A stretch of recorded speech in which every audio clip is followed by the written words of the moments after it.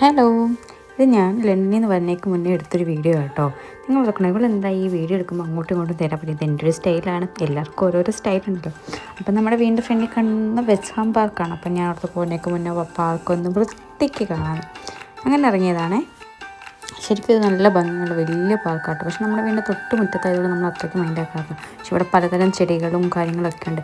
ഇന്നത്തെ ഈ വീഡിയോ ഞാൻ ചെടികളെ ഇഷ്ടപ്പെടുന്ന അമ്മമാർക്കും ചേച്ചിമാർക്കും ആൻറ്റിമാർക്കൊക്കെ വേണ്ടിയിട്ട് ഡെഡിക്കേറ്റ് ചെയ്യുന്നു കേട്ടോ. നമ്മുടെ നാട്ടിൽ നമ്മൾ വളമൊക്കെ ഇട്ട് വളർത്തുന്ന ചെടികളുടെ അത്രയ്ക്ക് ഇതായിട്ട് പരിപോഷിച്ച് വരാറില്ലല്ലോ. അതൊക്കെ ശോഷിച്ച് പോവുകയല്ലേ ചെയ്യാറ്.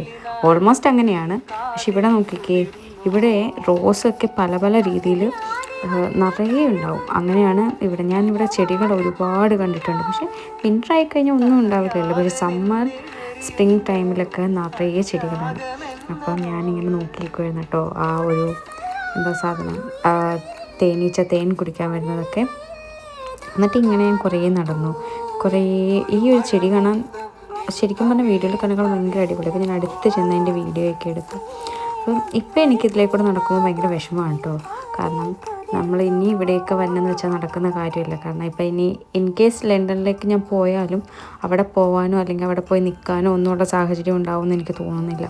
അപ്പം ഞാൻ മൊത്തത്തിൽ ഇവിടുന്ന് നിർത്തി പോവുകയാണോ എന്ന് ചോദിച്ചാൽ ആണ്.